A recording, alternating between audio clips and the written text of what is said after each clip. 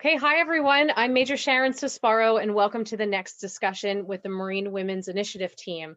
Today, we are speaking with members of the exceptional families of the military. But before we introduce our guests, let's give a disclaimer. The views expressed here are those of the group and do not reflect the official policy or position of the Marine Corps, the Department of the Navy, Department of Defense, or the US government. So ladies, thank you so much for joining us. And I'm gonna have to ask if you can introduce yourselves. So we have Christy, Rebecca, and Austin on with us. So Christy, can you start off and introduce yourself? Okay, thanks for having me on. I am currently holding the chair position of leading the Autism Family Advisory Council for our organization of exceptional families in the military. And I recently joined the organization. Austin is our CEO and founder, and I'll let her take it from here. I'm just going to do a very brief intro for myself. So Austin, go ahead. Hi, my name is Austin Carrig. I am an Army spouse, not a Marine spouse. And last year in February 2020, the House Armed Service Committee held hearings on EFMP, and I was lucky enough to be one of the people chosen to testify. Shortly after that hearing, families kind of poured out of the woodwork. I had messages in my inbox in every possible social media forum, and all of them said the same thing. What do we do? How do we fix the problems? And we realized there was no unifying voice. And that's how Exceptional Families of the Military came about. And as you can imagine, that's been a lot of work. And so that's when we brought Rebecca on. So I'll pass it to her. Hello, I'm Rebecca Emerson. I'm retired Air Force and an active duty Army spouse. I have one child on EFMP, and this mission means a lot to me. Exceptional families in the military, we provide direct family support, so helping people with compassionate reassignments, humanitarian assignments, EFMP paperwork. We also have 12 online support groups, and we also advocate on their behalf with our legislative priorities, which brings us to the topic that is really important to us today that we're trying to push for change on, that Christy's in charge of, and those are the changes for the Autism Care Demonstration Program. So with that, I'll hand it over to Christy. Thanks, ladies, for that introduction. So Christy, all right, so you are heading up the Autism Care kind of portfolio for your team here. And can you tell us a little bit about what you're looking to do and why this is so important, especially for military families?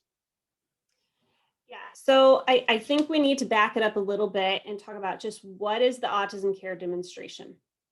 So that is what all of the military families who have a loved one diagnosed with autism and are seeking a certain type of therapy called applied behavioral analysis.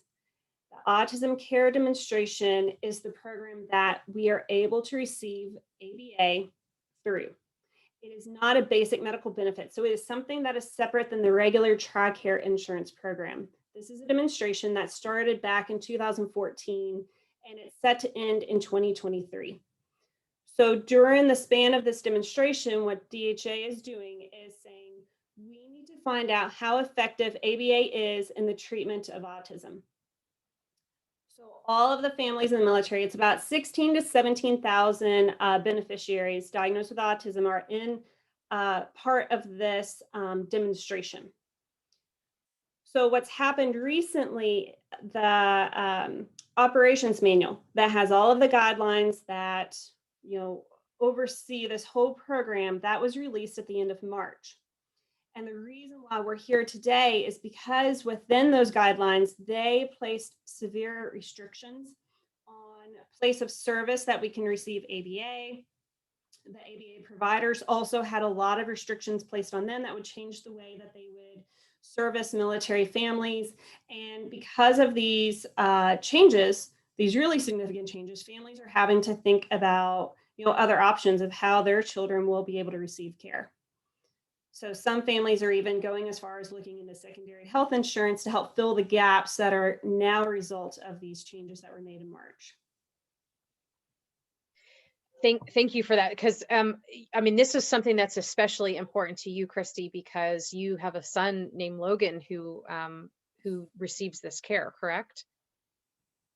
Yeah, so my oldest child, Logan, he's 5 years old. and he was diagnosed with autism at the age of 2. He's been receiving ABA since his time of diagnosis for about 3 years now. And I'm sorry, is my sound better for you guys? It's better. Yep. Thank you. Great. So when Logan started ABA, he wasn't making eye contact. He didn't respond to his name. He didn't play like a typical 2-year-old. He didn't play with me, really. He spent most of his day sitting in our recliner in the living room, rocking back and forth. And whenever we started ABA, our main goal at the beginning was just for him to make eye contact. And within 3 months of starting therapy, he was not only making eye contact, but he was responding to his name, which is a major step for him to understand that when I say Logan, that's him. So it's a very personal cause for me. It's so beneficial for our son who struggles with a lot of safety concerns.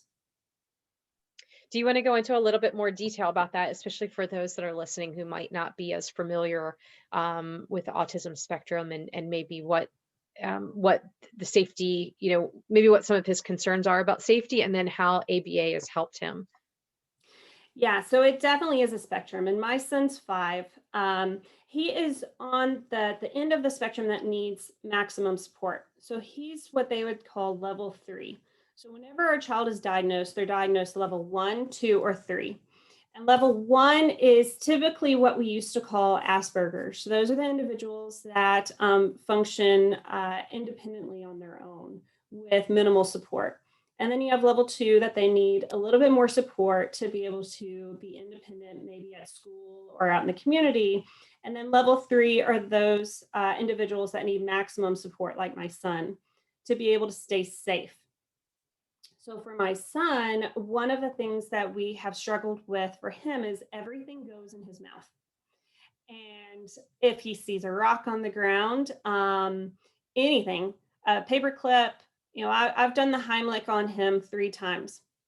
So my background is I'm a family medicine doctor. And to be honest, if I wasn't a doctor, I probably wouldn't have been as successful doing the Heimlich on my child. But that's a big safety concern for Logan. Logan also tends to wander off whenever we're out in public. If he sees something of interest, he'll go for it. That's a very common thing for children to struggle with that are on the autism spectrum whenever they're young. The final thing is water safety. We're getting into the summertime, and most of these kids are attracted to any body of water. So we work with our therapist for him not to just run into it automatically. Sorry, so these are really, these are life-saving measures. This isn't just, nice to have care that you are getting. This is absolutely critical for him and for you. For your own peace of mind as a mom. And so can you talk a little bit about ABA and maybe why it's going, where some of the concerns are within the DHA, or where they've expressed some concerns right now? So some of the concerns that I have seen within the documents that DHA has presented to Congress, they present a report to Congress every quarter. And the concerns that they have listed is that they are not convinced that ABA is effective in treating autism. They have concerns that the assessments that they have been completing during this demonstration are not showing that the children are improving. And so as a result, what they're doing is they are placing more restrictions because they're saying, we're not seeing the results proving effectiveness of ABA. We're also concerned with potential fraud from ABA providers. So our answer is we're going to place even more restrictions on the program. And we'll get more into it, but even the assessments that they have been using, their interpretation has been called into question. Well, and as you've said, this is really critical care for your son, and you have even shared with us that you spend, or he receives about 30 hours a week, correct, in ABA care. So this isn't just also a little bit of care. For him to have make those kinds of strides, it's almost a full-time job. He's almost in a full-time job kind of capacity receiving this care. Yeah. Yeah. So it's very typical in the early years for these children to receive a lot of therapy hours. Mhm. So in the autism care demonstration, each beneficiary it can receive up to 40 hours a week of therapy. So in Logan's case, he was approved for more hours, but because of his age, we found that for him, 30 hours a week is the most that we need to do for him to learn efficiently. He also receives physical therapy for an hour a week, speech therapy, and occupational therapy. So it's not just one therapy, in itself. It's a whole group of therapists that are working towards the same goal, and that's to help Logan communicate because right now he's non-speaking. He understands everything that I say to him, but he's not been able to learn the skill of how to communicate back with words. So right now, the speech therapist and the ABA therapist are working together to teach him how to communicate with a computer. And that takes a lot of hours. That's not something you can learn just by working with a speech therapist for 1 hour a week. You need intense one-to-one therapy, and that's where ABA comes in as well. So if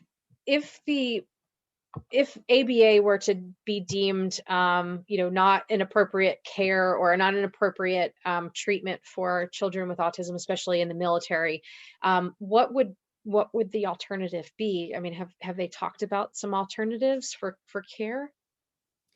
No, I don't know what would happen if they, at the end of this demonstration in 2023, if they say it's not effective. I haven't heard or read anywhere where they will, give a supplemental therapy. Um, so at this point, if they were to say we're not going to cover ABA anymore, then we would be left with doing speech therapy, occupational therapy, and physical therapy. Some children do have play therapy as well. In particular, those children that are level 1 who need, minimal support. Those therapies are really beneficial for those kids. There are other types of therapies where children can go and do horseback riding. That's been shown to be beneficial. This is for my son who needs a lot of support. ABA is going to be the best that we can get him. Yeah. Ladies, I want to open up the room too to Rebecca and Austin to see if there's anything else that you would want to add to this discussion so far.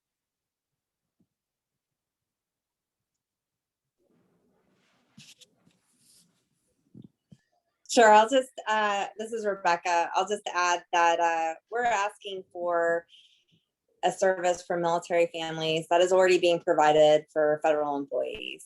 So if you're a civil servant, you get this benefit. If you're on CHAMP VA, so you're 100% disabled veteran and your family members have autism, they get this service. So we're not asking for anything above and beyond what is already a set standard for not only for the federal government, but also for the civilian sector as well. So we're really just asking for the same standard of care for our dependents, for our military families. And that's why this is so important for us to advocate and get the word out. Our families really need this. And we do feel in the stories that we have gotten that it is disproportionately affecting single parents and dual military families because of the time factor. Just like Christy stated. So if you have 20 hours of care, how are you going to fit that in and school and work? That's such a great point. And knowing that this isn't something that you all are pulling off the shelf and saying this would be really great to have. It's care that's already being provided as part of the federal package, but it just hasn't been provided or isn't potential for loss here in the near future if it's not proven to be as effective. Austin, do you have anything that you'd like to add? So I think it's important that we look at this from the point of view that it's a demonstration project. So if ABA is going to be covered for individuals with autism moving forward after 2023, they're supposed to be using the data from the demonstration project to build it in as a basic medical benefit, which frankly it should already be. I think my question to DHA has been all along, if we're going to change the demonstration projects in the middle of the project, how is that skewing our data? And how are we going to get from point A to point B and say, yes, this worked or no, it didn't, if the parameters are constantly changing? And they've made these changes 2 years short of the demonstration being over, which means they're more likely to be implemented unless we can get them reversed. It's a great point. Have you received any, and when you say DHA, Defense Health Agency, correct? Have you received any feedback from them? No, we've not received a response. We sent a letter to them and they've not responded. It doesn't. I've been in contact with other professional organizations and they've not received a response from DHA as well. So I just wanted to go back though. Rebecca raised up a really important thing with coverage. In all 50 states, they actually have state mandates that any insurance company within that state must cover ABA services in some form for their basic medical benefits.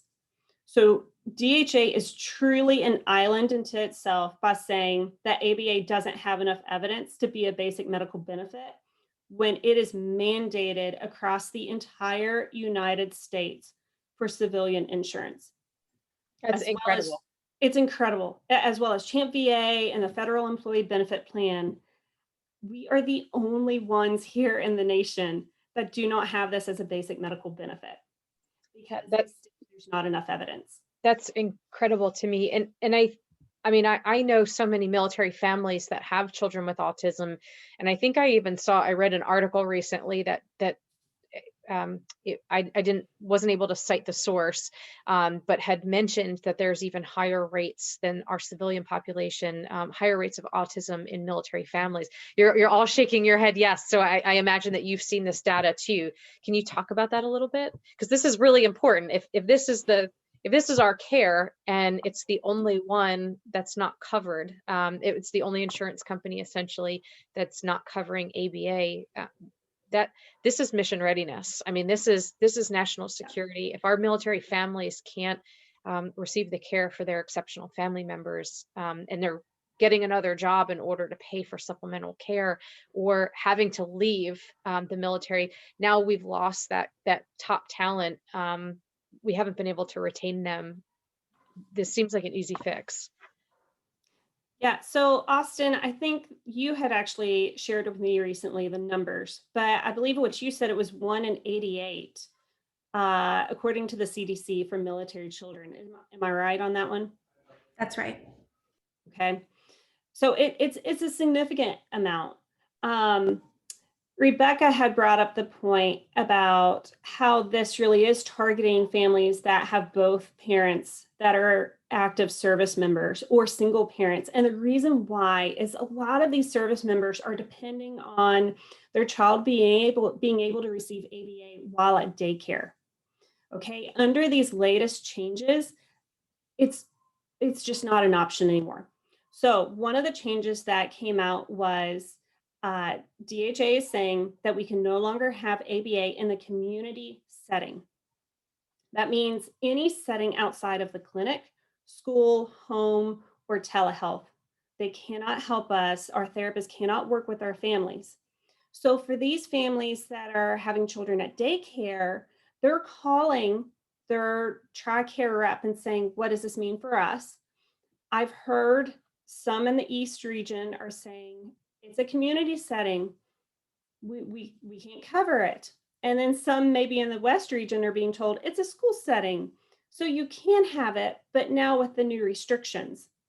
So families that have children in daycare that have been receiving 20 hours a week while at daycare, now that option is gone. So they're trying to figure out, what do we do? We have to choose between childcare so we can go to work and fulfill our duty at work, or our child they just don't get the therapy. Did they say why it's no longer allowed in a community setting? No. And this is important because this is not the standard of care. The standards of care are provided by guidelines put out by these professional organizations for ABA providers and the science behind applied behavioral analysis. The standard of care, the whole basis of ABA is that you can work with the beneficiary, with the client and family across all settings. So if the setting where the most troublesome behavior for the beneficiary, the most struggle is in the community, that's the setting then that the therapist would target with the client and family. TRICARE is not following that. This is not the standard of care. They've given no reason why they have now removed that. I mean, this is blowing my mind. I don't have children, but I can't imagine being a mom, being a parent at all. I mean, a mother or father, like I can't even imagine knowing that my child was hurting and that and that then the care is taken away while I also have to defend our nation. I mean, this just seems like if anyone should receive this, especially when we know, I mean, you mentioned 1 in 88 military children have autism. I don't know how that compares to the civilian population, but you had said it was a little bit higher. I don't know if you have those numbers. But I don't have that number. Maybe somebody could look that up for me really fast. yeah, but I mean, it just is blowing my mind right now that this is just even happening. I'm really sorry. I'm really sorry. And we want to help. I mean, there are plenty of Marine families that are affected by this. So what else are we missing? Like, tell us more about this. What else we might need to know about? Yeah. If I can, Christy. Yeah, go ahead, Austin. Okay. So one thing to think about in the community setting is as we pull these back, it's not just affecting the parents. We have children who, a lot of them require routine, who are now going to be pulled out of routines. So if I go to school with my ABA therapist every day and I have a routine, this is how it is, and now it's being upended and it's stopped. Or if your therapist works with you at home for so many hours during the day, and then at the end you go to the park and you work on, how to safely be at the park, and now you can't do that. I can tell you as a parent of a child with autism that is very upsetting, and that's going to lead to a crisis. I can't even imagine. Yeah, and so we have heard from families all across the nation about their concerns. They've sent in their family story to us, and just some examples that have been shared is, one family has a son that's 19, and they struggle with getting out into the community because when he feels overwhelmed by what is happening around him, he can become aggressive, not only to himself, but to others. And so now that the pandemic is starting to wind down and families are becoming vaccinated and getting out, they had hoped that they could go out and work on skills for him to be able to enjoy family outings. They can't do that now with this new change. They can't work with a therapist on a aggressive behavior. This is a man who has potential to be aggressive with strangers. And what will happen? There have been cases where autistic adults have been killed because somebody mistook their actions and acted out in self-defense. This goes, I'm just amazed. Like, this just goes beyond a parent saying, hey, I want help with my kid. It's so hard to walk to the park. That's not what we're talking about. We're talking about trying to prevent potentially dangerous behaviors that are mistaken by others because our children are having meltdowns or they're running away from us, and being hit by cars, or drowning. Sorry, I'm getting off on a tangent there because this I just I don't understand the reasoning behind it.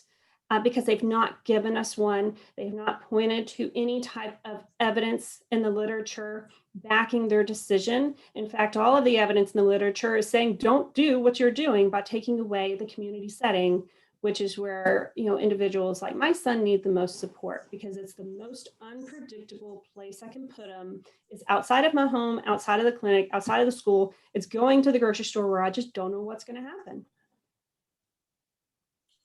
Yeah, so I have those numbers for everyone. So the study is rather old and a new one has not come out. So if you would have to go under the assumption that these rates would still apply with the increased reporting on autism.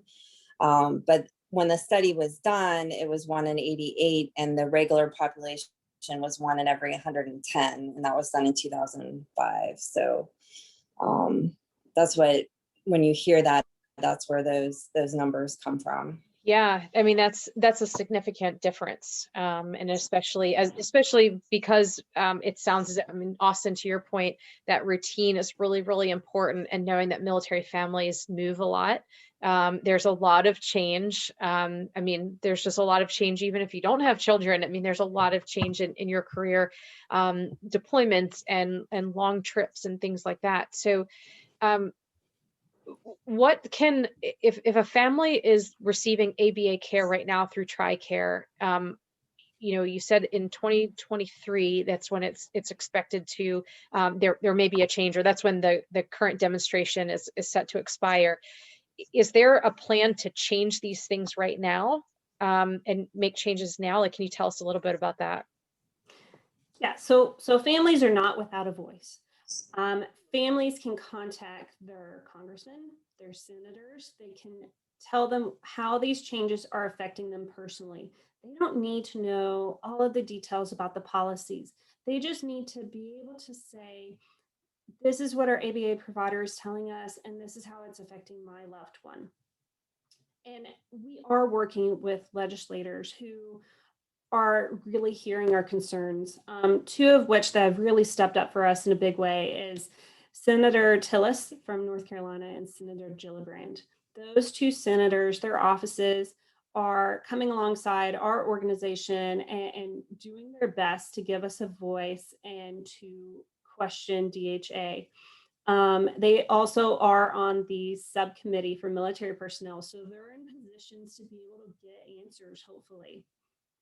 And because right now DHA is not responding. The other way that families can help is just by contacting their local news outlets. We need to bring attention to this because it's such a striking difference in the care being provided to military families versus the care being provided to the rest of the United States. And to contact your local news outlet and just explain how it's affecting your family, that's going to go a long way. Yeah, thank you. I'm really glad to hear that some of our elected officials are really listening. So that's fantastic to hear. I want to go back just a little bit. If families are receiving ABA care right now, is there a plan to make is there like an immediate plan to make any changes, or what you're looking at is kind of the forecast here, which is coming up? I mean, 2023 is a year and a half away. Well, I think it's important to note, this is Rebecca, that the changes to the demonstration program were released on March 22nd, and they started implementation on 1 May. So with that little to no communication to the families. So the changes are already in the policy, at least to the demonstration program right now, the changes that Christy spoke about community setting and school setting. There is a done deal. Yeah, so that's a great point. Yeah. If you submit a claim right now, and this is how a lot of families will figure it out, is they'll submit a claim and it'll get denied. So we have a education campaign to let families know about this. However, families are reaching out to us saying, hey, we're calling TRICARE, and TRICARE isn't clear on the changes, or TRICARE wasn't notified of the changes. So it's really confusing. We do not have a magic button to stop this right now, and we wish we did. So there is no plan to, create or give services to these families right now. They're effectively stopping. What we're trying to do, though, is to let them know about state resources and other things that they can apply to, like Medicaid waivers if they qualify.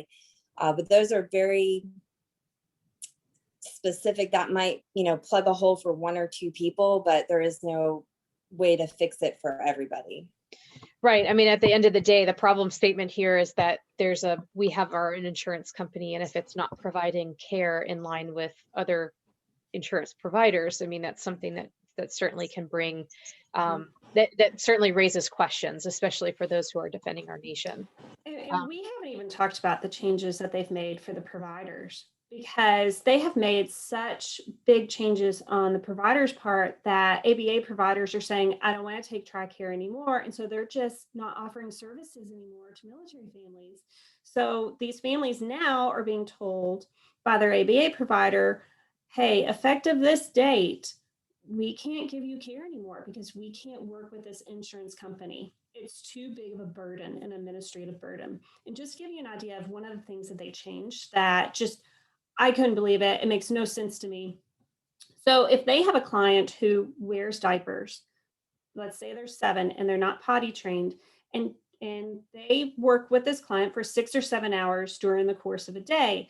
If the client needs the diaper changed, they would have to stop their service, not bill for the diaper change, and then restart the service.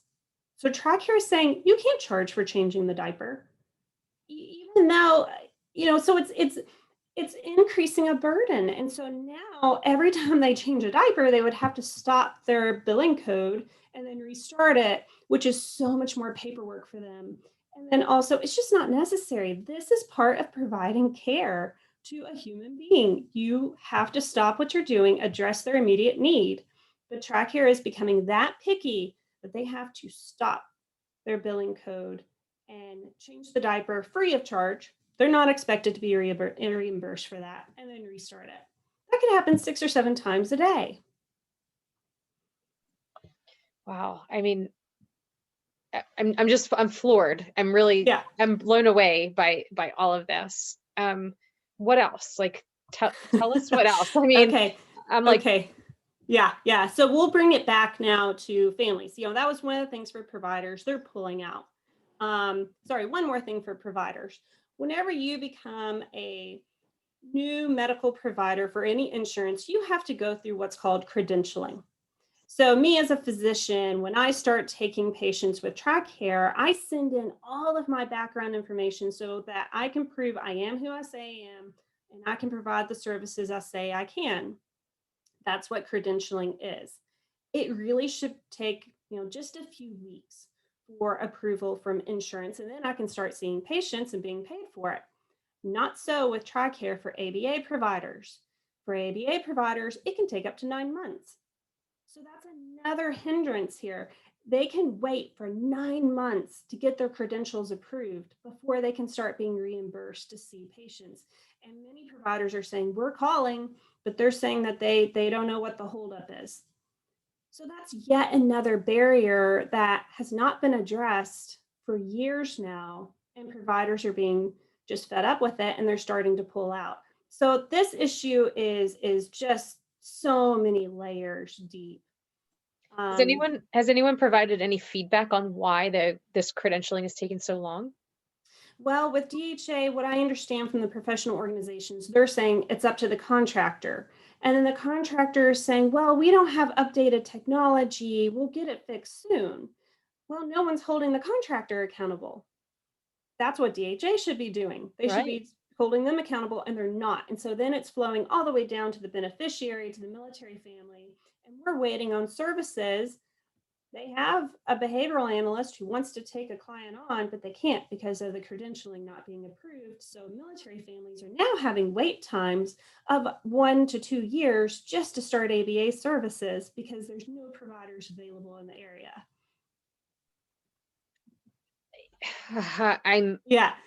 I'm speechless. Like, so I'm just thinking about what I would feel like if this were me. I'd get out. Like, yes. I would get out. I'd take my talent and I'd leave the military, because if I couldn't get the care that I needed in order to take care of my family, I'm going to go somewhere else where I'm valued and my contribution is valued enough to take care of my family and correct the issues. And so I'm blown away right now. I know I said that now a million times, but that's got to be what people are doing. We've got to be losing talent right now. And we need the best talent that we possibly can get because of these kind of like technicalities right now in care. Because I don't know if you all have looked into what would it cost to even get supplemental care, or what would it cost to pay out of pocket for this? Well, that's going to depend on state. That's going to depend on what kind of benefits you have to get. So, who knows? But the problem with that is, okay, my family, my husband's an officer. We have the income to be able to do it, because remember, I'm not practicing medicine right now. How can I practice medicine when my child needs 35 hours of therapy a week, and I have a husband who deploys or goes TDY, multiple times a month, possibly being out of town? I can't work in a clinic. So I turned down a position as a physician because I need to focus more on my family. Now I can do that because my husband's an officer and we have supplemental income where we could afford secondary insurance. What happens to families that are at a lower pay scale? They just go Right. without. They're not going to be able to afford secondary insurance. And so they're going to have to just go without therapy potentially until their active service member is able to get out of the military. What kind of effect does that have if a child is delayed receiving this kind of care? I mean, I imagine the earlier intervention, the better. I mean, what happens? So if someone is saying, okay, well, I guess I'll just have to take care of this in 4 years when I get out. Um, what Yeah, happens? so here, okay. Again, I'm coming from the medical world here. We all know that those early years of a person's life are where you learn the most skills. So birth all the way up to 5 or 6. That's where you learn the skills that you use as building blocks for everything else in your life. And and if a child is 3 years old and their parents have to delay therapy for 3 years, either because they're not in a location that has ABA therapists or because they just can't afford supplemental insurance now to fill in the gaps of what they need, that child now has lost 3 years of early intervention. It can delay their progress of being able to develop a form of communication. My son has been working for 2 years now, 30 hours a week on developing a way to communicate. And we had to start with the very basics of making eye contact to now we are finally at the point that we can use a computer program. He started at the age of 2. He's now 5. A person who starts at the age of 7, I don't know, that may take longer. Yeah. And this is Rebecca again. With the family stories that we've gotten into, I think it's important to note that there are, a lot of ABA success stories out there for the various levels. So there are people that used it during the early intervention years and it was really critical, and they don't use it anymore and they don't need it anymore. So it is a very expensive therapy, but it works. Maybe not for everyone, but it's worked for, a Right. lot of families, and their child has grown to be successful at the things that you expect a typical child to be successful in school and interactions and communication skills and all of those things. So it is, people have been writing in about their stories on losing care due to COVID reasons, and this is just piling on top of that. But the descriptions that I got about losing care during COVID because of just COVID restrictions were regression stories. And the regression stories, were pretty bad because they lost care at a critical point in that early intervention. And now they're going to have to start back over again. And just like Christy mentioned, if they've gotten older, it could possibly take even longer. Yeah. I mean, again, I'm speechless. Like this is blowing my mind. Now, let me ask about, so can ABA, is that used as treatment for children or people with other illnesses, not just autism?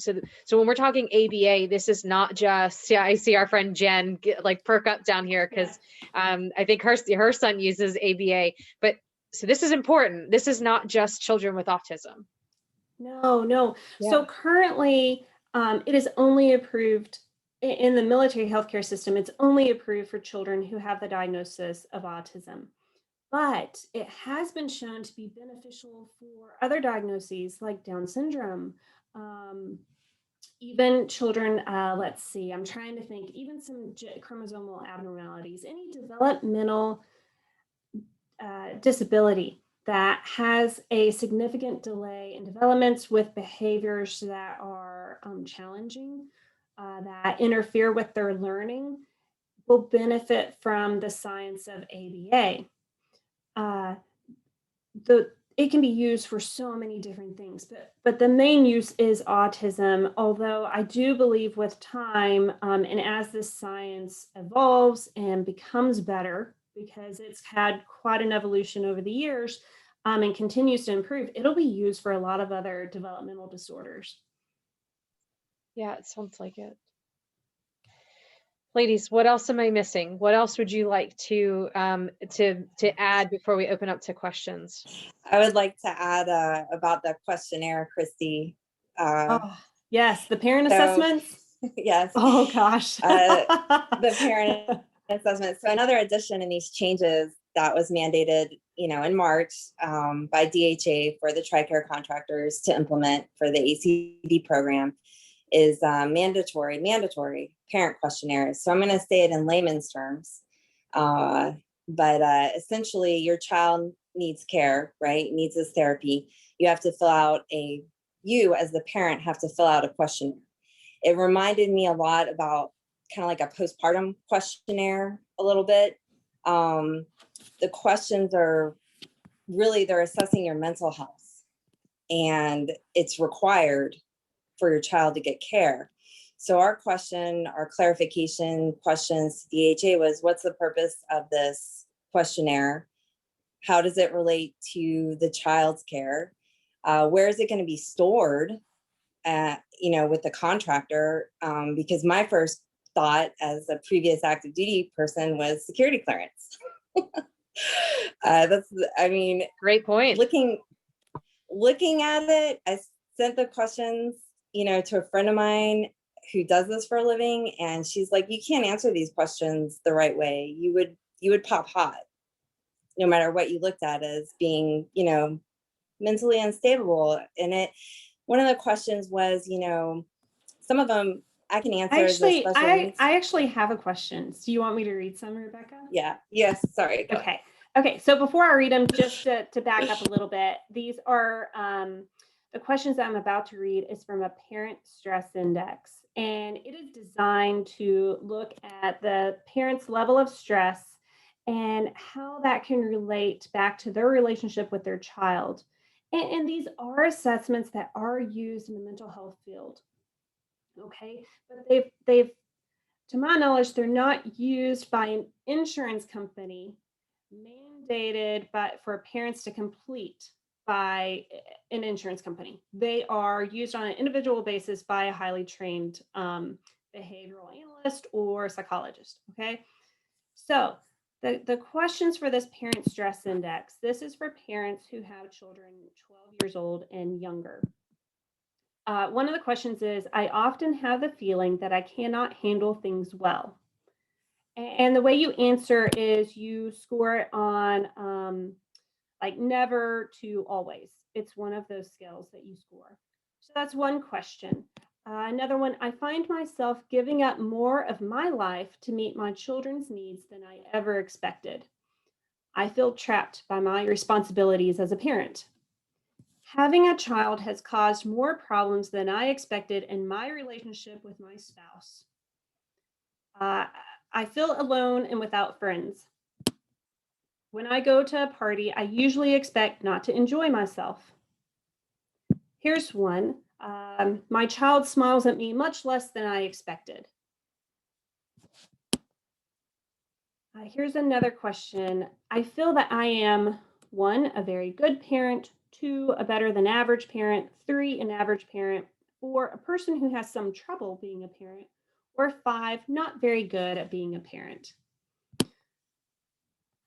So, and it goes on from there. There are several questions that they use, but some of these questions are pretty personal. And right, and to Rebecca's point, I mean, would that trigger someone losing their clearance or their flight status or promotion opportunities? Like what does that also trigger? So now, are you almost sacrificing care? Like if you don't respond a certain way on that form, are you almost sacrificing care for your child by like I don't know, like sometimes I would imagine that people would try to game the game here, but it's like there's a kind of it seems like a no-win situation. Well, I think it's important to know that we don't know how this is going to be used. They didn't say how it's going to be used because the people who are giving this assessment to parents are the ABA providers. They're not trained, and a lot of them, this is outside of their scope of practice. Okay, so they get this assessment, they get the results, which personally, I don't know how the results look if it says a certain stress level for the parent. But they then put that into the child's treatment plan and send it up to TRICARE. From that point, we do not know what happens. Some parents have called TRICARE and asked, and they were told, oh, well, we'll give you a mental health referral if you score stressed. That's what they were told. I've not seen documentation saying one way or the other of how it'll be used. But the concern that we have for service members is, could it negatively affect the service member's security clearance? If a mental health referral is generated, how will that affect their ability to continue on at their job, or will they have to report that to their command? There's a lot of questions, and we don't know how they have safeguarded the family.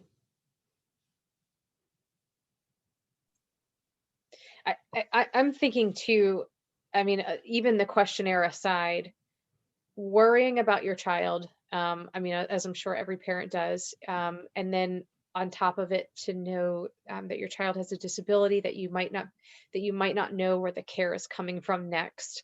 Um, eh, that impact, that level of stress has got to be so monumental. And then you add on top of it the operational tempo of being in the military. And I think about my husband, who was a helicopter pilot, who had a bunch of Marines in the back of his helicopter. So if he were stressed, Mhm. and now he's responsible for all these lives, um, I I couldn't imagine having that kind of burden. I couldn't Yeah. imagine, like, that's already a stressful environment enough. Yeah. And then you add on top of it, is my child receiving the care that they need while I'm doing the nation's bidding? Ladies, So you guys are doing God's work here. My gosh. So along those lines, personally, I fill out a parent assessment every 6 months for my son. And when I say parent assessment, it is the pervasive developmental disorder behavior inventory. And that is how asking me questions about Logan's progression. And every time I go to fill that out, I think, if I show too much progress, are they going to cut back his hours? But if I show too little progress, are they going to say that ABA is not effective? So for me, every time I fill it out, I feel the anxiety of, which way should I go? Should I be more, optimistic, or should I be more pessimistic? Because either way, I feel trapped, to be honest, as a parent, I do. Yeah, ladies, my gosh, like, I mean, really, Yeah. thank you for what you're doing. Thank you for bringing this topic to our attention so that we can start to spread the word as well, among our military families. So we have a lot of folks that listen to the podcast, that are men and women. So it's not just, even though it's a women's initiative team, it's not just women that listen to this, and also it's not just Marines. So it's everyone. It's people from every service, which is great. And also some policymakers that can help to reach down and help to influence this. So I want to give you an opportunity for some final comments before we open it up to the floor for any questions. Um, I think we covered a lot of there's so many more concerns with the recent changes and just the program, the demonstration overall. But I think we covered some really big ones. So I'm fine just going to answering questions and hoping to clarify some things that people have. Great. Rebecca and Austin, do you have any points before we head out to questions? No. Okay. I'm hoping too that what you could do is put in the chat, and then even follow up at the end with how they can reach out to your organization in case there are any questions. So maybe you could say that right now. How do we find out about your organization? This is Rebecca. You can follow us on Facebook or Instagram or Twitter. We have all of the accounts, Exceptional Families of the Military. If you want to email us at info@exceptionalmilitaryfam.com, or you could private message any of us as you see fit. We are also on LinkedIn. So please reach out to us. We are collecting family stories for legislators. There's a petition you can sign. We have scripts for legislators. We can help you talk to the media. We can just help you to talk, period, if you want to join one of our support groups. So please reach out to us on any of those methods. Great. Okay, ladies, what questions do we have from the team?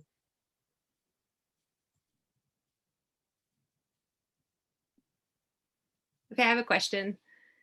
Hey, Sharon, it's Tristan. Can you hear me?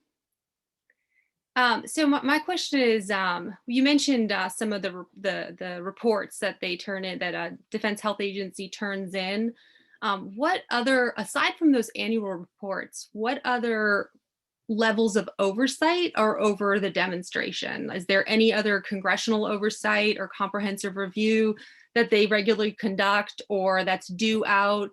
Just curious on the oversight portion, because I listened to the 4 webinars, the 4 30-minute webinars that Defense Health Agency offered on the changes, and the only thing that they mentioned was Inspector General reports, actually, and that some of these changes were due to ensure changes made in line with the Inspector General reports, but they didn't necessarily mention anything else. And so I was wondering, like, what other, aside from Inspector General and those 2 Inspector General reports and the reports that they generate for Congress, do you guys know of any other kind of oversight on the demonstration?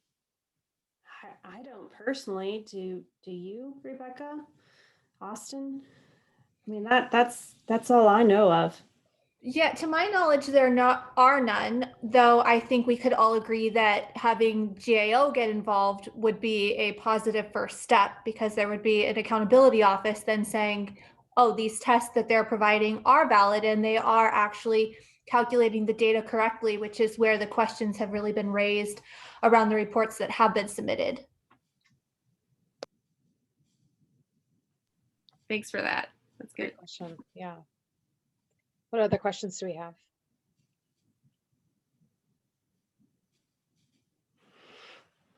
I actually have one about just the organization Exceptional Families of the Military.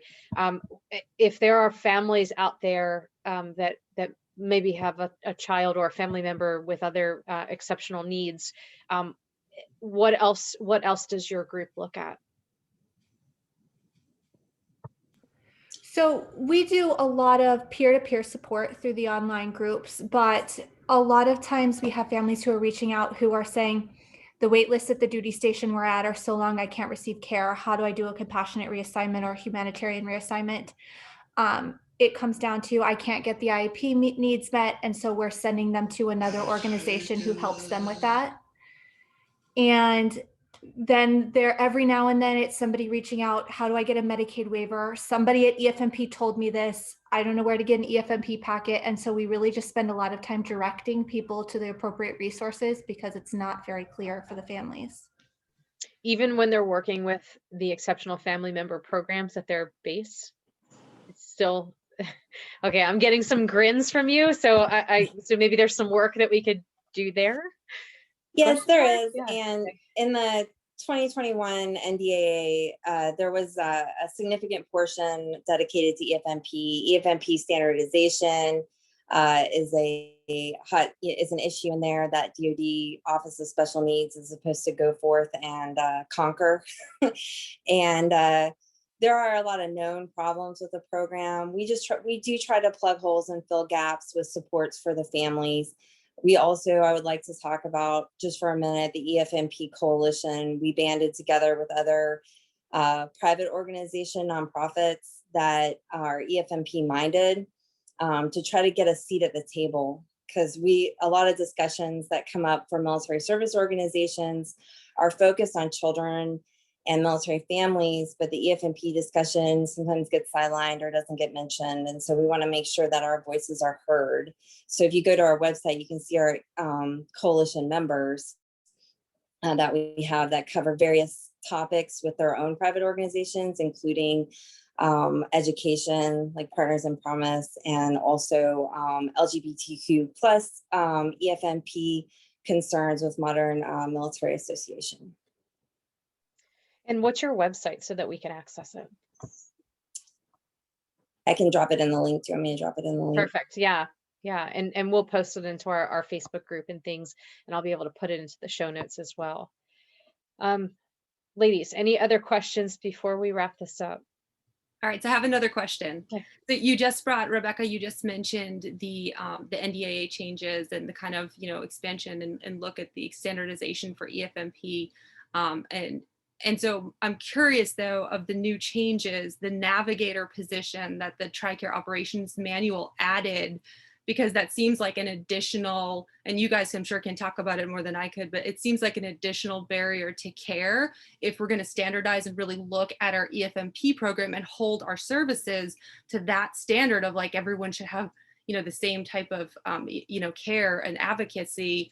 And then an additional burden for children who have autism is this navigator. So now we have and then it almost seems like a double tap on resources too, because NDA is saying, hey, standardize your program, make, good advocates and whatnot. And then you have this navigator that only, autistic children have to go through. So can you kind of talk to that change in the TRICARE operations manual? Yeah. So the Autism Service Navigator is a new position that was created with this manual change in March. Prior to this, each family had the option of asking for a case manager that was through TRICARE. And this case manager would help assist us with getting referrals, any medical equipment, like my son wears braces. And so they can help with me figuring out the process to get braces for him. So before this Autism Service Navigator, those were optional that we could ask for help. The Service Navigator is a new position that will only be offered to families who come with a new diagnosis after October 1st. So for those of us families that are already within the autism demonstration, we won't have a navigator. We're going to stay with the old way where we have case managers. It's only for families being enrolled after October 1st, and it is mandatory. That's a big difference. They don't have a choice to say, no, we want to manage the care ourselves. It is mandatory. And this navigator is now responsible for completing a comprehensive care plan, which brings in all the information from speech therapist, occupational therapist, physical therapist, anything that child needs, anything in their medical care is under the purview of this Autism Service Navigator, which in theory is helpful to have one person as a point of contact for the family. My concern is that they are going to have one person per 200 families, because as it stands right now, I have actually called our case manager for my family a few times and I can't get a call back because they're too busy. She is a very nice person and I know that she cares, but she's got too much on her plate. And so with this new position that they have introduced, my fear is that that is what's going to happen. And they are a mandatory point of contact. The families have no other point of contact but that Autism Service Navigator. I'm pretty concerned that it's going to be a barrier for families and not a help. And then too, the ABA services can't start until after that comprehensive care plan is developed and pushed forward, right? Well, yeah, it's not clear how they wrote it in the manual. The way it's written in the manual, it sounds like we can't start ABA services. So once your family is assigned the Autism Service Navigator, they have 90 days to complete that comprehensive care plan. The way it's written is unclear if you can start and have an evaluation and start treatment. Because whenever they were doing the webinars where they were speaking, they said, oh no, you can start services while this care plan is being created. So they're even contradicting themselves between what they have in the manual and what they're saying in the webinar. So we're back to square one where we don't know. And a lot of the issues in this manual is it's up to the contractor's discretion. So you can have the contractor, which is Humana Military on the East Coast, doing one standard, but on the West Coast, they can have a whole different standard. Daycare is a great example of that, because on the East Coast, families are being told one thing, that it is, a community setting, and on the West Coast, they're being told it's a school setting, because that's how they're able to interpret the manual. It's even open to variation between case managers. So autism service navigators, they have a lot of variability in how they can interpret what they approve to be put into that treatment plan, because there's no strict protocol in place.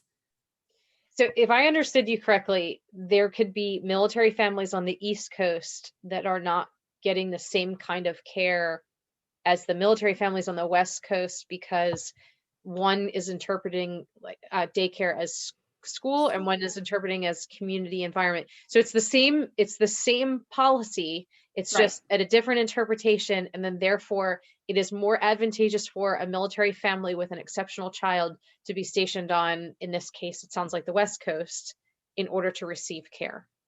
Well, and Yeah. but that's if the case manager that they were speaking to interpreted it correctly, because the whole point is it's not clear. Right.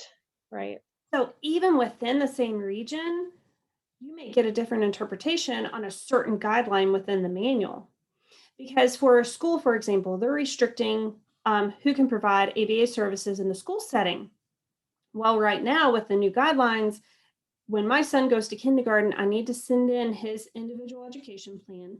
The case manager looks at it, and according to their determination, they will approve care for a certain amount of hours.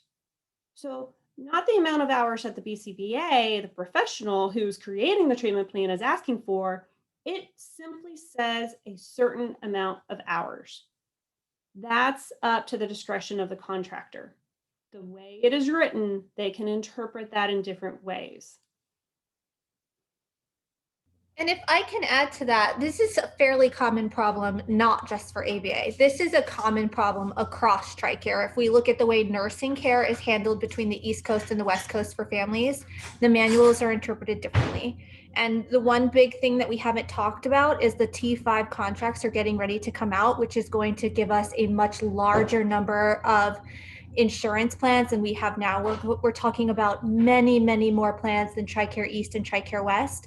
And each one of those contractors are then going to be able to interpret their own way. And families are going to, yes, I see people shaking heads. Yes, they're going to be able to interpret it in their own way. And then families moving to a region are now going to have 2 or 3 contracts to choose from. And they're going to have to figure out which one is going to be the most advantageous for their child. So I'm not familiar with it. You said T3 or T5? T5. So maybe you could talk a little bit about that so that everyone understands what that is, because that sounds like a lot. Right. So it is a new TRICARE cycle coming up. It's already done. It's a done deal, much like the changes to the TRICARE operations manual. TRICARE is going to spread out, branch out into what DHA is calling centers of excellence. You're going to have multiple options for healthcare policies in multiple regions. It's supposed to be value-based care. So you're supposed to be able to see the very best doctors in the very best regions, and the very best doctors are going to get paid more than doctors with a nice way to put it, not as great outcomes. But the reality is families now are going to have to choose between TRICARE policies.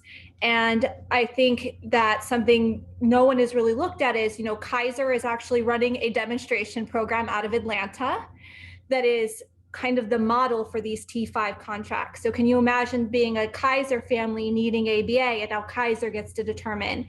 And we know that in and of itself, Kaiser's kind of an anomaly in the things they cover and they don't. I mean, my mind's blown. Okay. I'm speechless. Yeah. So Austin, as a doctor, I got to weigh in on that one, because my concern is the way they will set up the list for providers that are determined to be a more desirable provider. Okay. What parameters? Because sometimes insurance companies will say you're desirable because you get your paperwork to us on time. Not actually how you are as a physician, but how you are at turning in your paperwork or having someone's lab test under a certain number.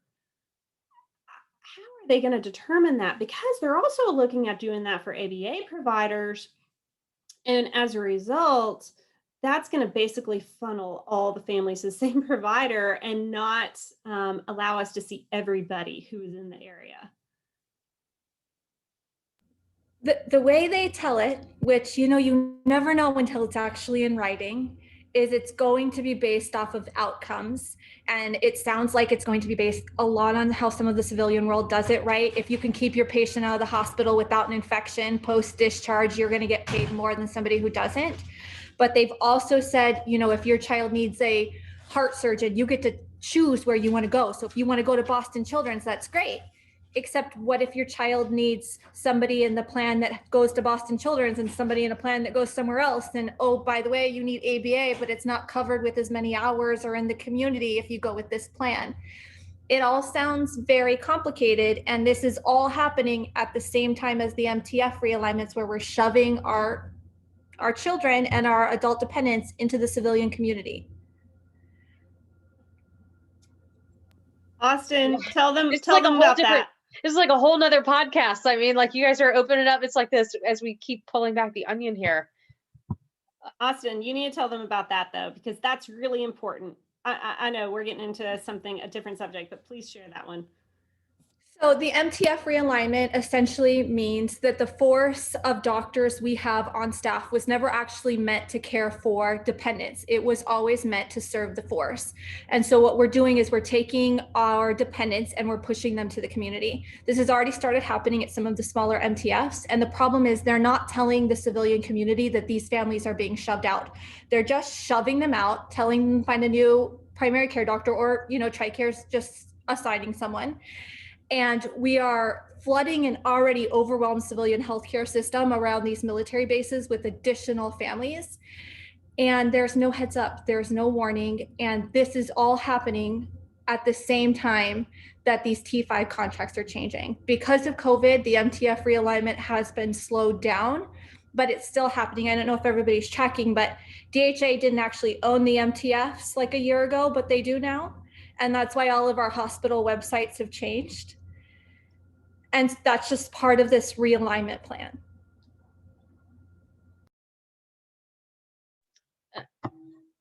I mean, I literally don't know what to say. It's a lot.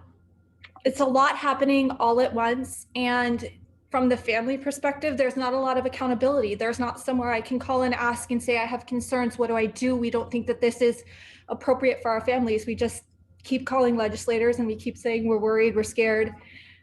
Families are going to be put at risk here. Yeah. But we have nowhere to go because we reach out to DHA and we don't often get answers. Yeah. And